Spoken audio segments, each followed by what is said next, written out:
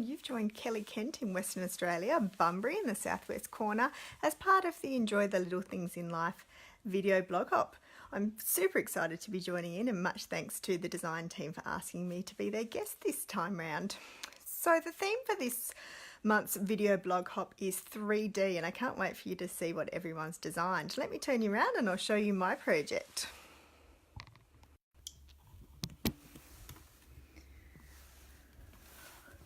So I have created a 3D puzzle card.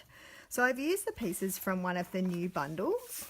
So we've got Love You to Pieces stamp set and the puzzle pieces Thinlit dies, and created a card that actually comes apart and can be used as an interactive puzzle. So you've got this beautiful DSP, which is called Petal Promenade from the new catalogue, and they just slot in and out of there to create a super cute card that will be fun to make for whoever you give it to.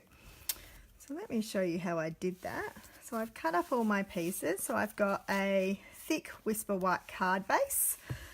I like to cut mine down long ways, so that's cut exactly down the middle into half, which is 4 1/8 across. I work in inches, so apologies for those people who work in centimetres. I'll put both measurements on my blog. I've got two pieces that are mat size 1, so that is 3 7/8 wide by 5 5/8 tall. So I've got two of those, and I'll show you why in a minute. I have a backing piece for my DSP. I want to make it a bit stronger, so we're going to use the adhesive sheet to stick those together. So the DSP and the backing sheet are both 3 3/4 inches. And then I have a inlaid piece, which I'm going to show you the new embossing mat. And that piece there is the same size again, 3 3/4 inches. So let's get the big shot into the picture. You can see my big shot is much loved, well worn, and I've actually taken the top sheet off my magnetic plate, so I've just got this old piece of cardstock in there kind of doing the same purpose. So for the front of our card, we're going to, I'm just going to put that back there so you can kind of a little bit see it while I'm working. We're going to stick the backing sheet on first before we run it through. So I'm just going to take that off, and I'm just going to put the multi-purpose adhesive sheet on there, and then I'm just going to take the top layer off super gently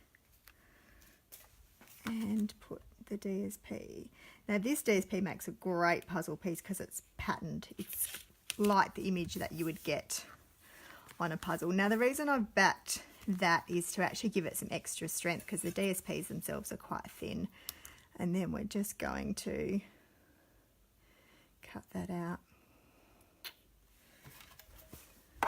Oops, this die loves moving. Cut that out.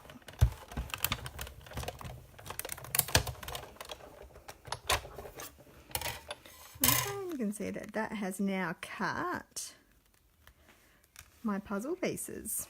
So I'm just going to leave them together for now because it will make it easier for me at the end, but they will come out. So that's the first cut with the puzzle pieces. Then we're going to cut this one. Now this one I want to line up quite particularly because I want to get both of those blushing bride pieces exactly the same positioning so that I can stick them one on top of each other. Again, we're just creating some reinforcement so that the puzzle has somewhere to sit. Push it through. And this time round I don't need all those little puzzle pieces, so I'm just going to put them all to one side, and I'll save those because I'll use those in another project.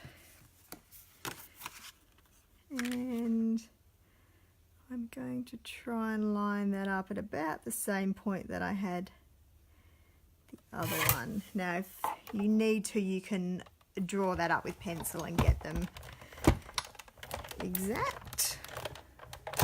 I like to just kind of wing things a little bit and hope they work out. Okay, and then again, we don't need those pieces, so we can get rid of those. And the nice thing about this die is it's actually symmetrical, so it doesn't matter which way around you put it, you're going to get the same effect, which I love because I hate fussing around. So hopefully now those pieces line up reasonably well. Not too bad. A little bit out of the bottom, but I'm not too worried about that. If needed, I can sort of trim that at the end. So I'll pop that to one side and take my magnetic plate out and replace it with the pieces that I'm going to need for the embossing mat. Now this is a really nice new addition to the range, and in there you get a base sheet, a blue and a grey mat. I'm going to use a blue mat today because I'm embossing on a full piece of card. Use the grey one when you've cut out a shape and you're embossing it. Now I do lots of things backwards, and this is backwards compared to lots of the instructional videos, and the reason why is because I actually want to be able to see where I'm putting that in the middle, because I do want it roughly in the middle. So I've got my platform, my white plate that comes with the embossing mat, my blue mat, my cardstock, my die cut side down, and then I'm going to put a plate on top, and I'm going to run that one backwards and forwards towards me again. And it's that easy to get a textured impression. Hopefully you can see that.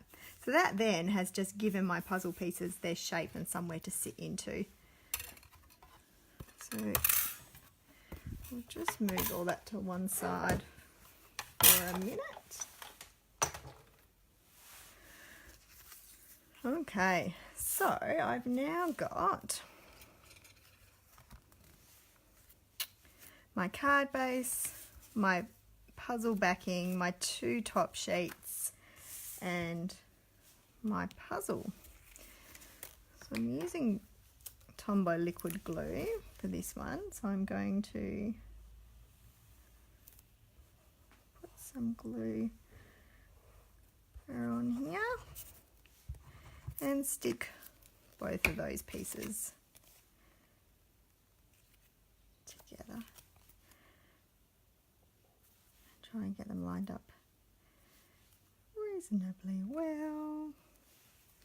And that's actually lined up not too bad once I put those together. I'm not super worried about how neat they are. And then I'm going to put a bit more glue on. And I'm going to stick that backing sheet in there. Now I'm actually going to do it from this side so I can kind of see that it's square. And I made this piece of cardstock slightly smaller than my card base so that I had a bit of room. I wasn't trying to line up the dies. You can see there that there's some room at the back so it lines up. So that's my card front, and then I'm going to use tear and tape because it's nice and strong. And I'm going to put that along all the sides of my card.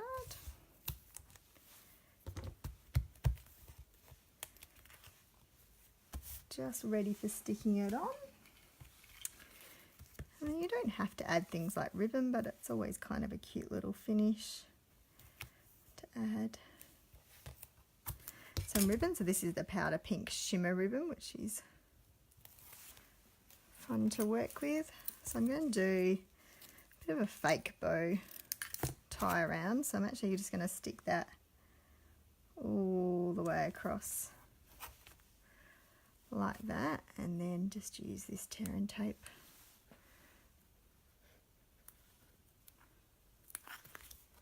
stick that edge there. Same with this one.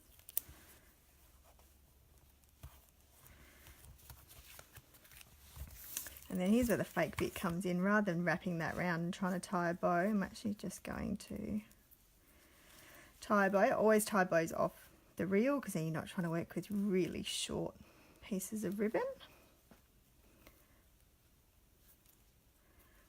Like that.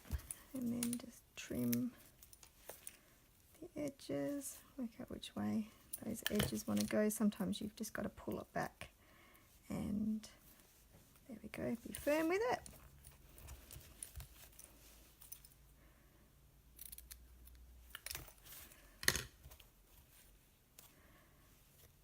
Okay, and then you can use Tombow again if you want to, but I'm just going to use all the adhesives in my toolkit to stick that bow on there, like that. Then I can stick this on, so I'm actually just going to pull off the tear and tape that goes across ways.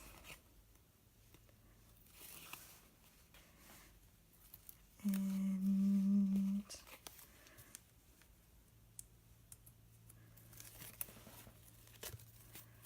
pop these out this way, and then that just gives me a little bit of wiggle room where I decide where I want this. Stick that to our card front. And then we can very gently just break these ones apart and position them in here. Now, because we've got that extra layer of border, and in fact if you really wanted a border you could do more than 2 layers, you could do 3 or even 4, but obviously the more you do the harder it is to line it up. And we can just pop our puzzle pieces in, and then once the whole puzzle's done they actually fit in quite nice and tight and become a super fun card for someone to do.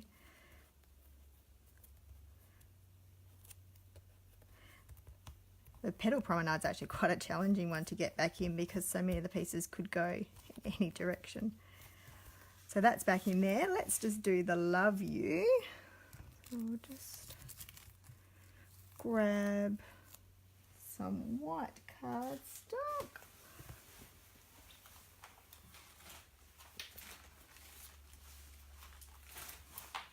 A million scraps and I can't find one for the video. So I've just done that in Tranquil Tide.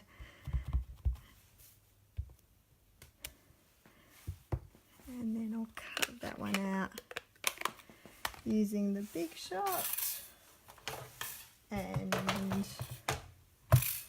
the other die. So you've actually got 2 sizes of puzzle pieces, which is awesome. I'll put this one back on, line that one up. Oops, it's just sticking to my fingers. Pop your top plate on.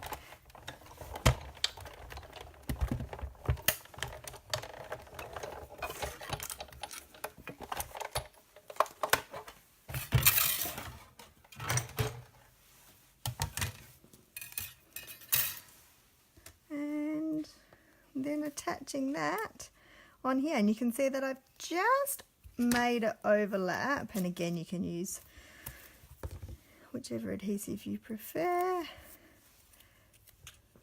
Just made it overlap ever so slightly so that there's just a little bit to anchor those bottom puzzle pieces into there. So that is my Love You to Pieces puzzle card. And then just because there's so much beautiful DSP and I made a couple of other examples for you. So you've got the pieces from the Twinkle Twinkle Suite, little baby card in there, and then I used the pieces, the DSP from the Animal Expedition, which is super cute, and this will make a really cute kids card.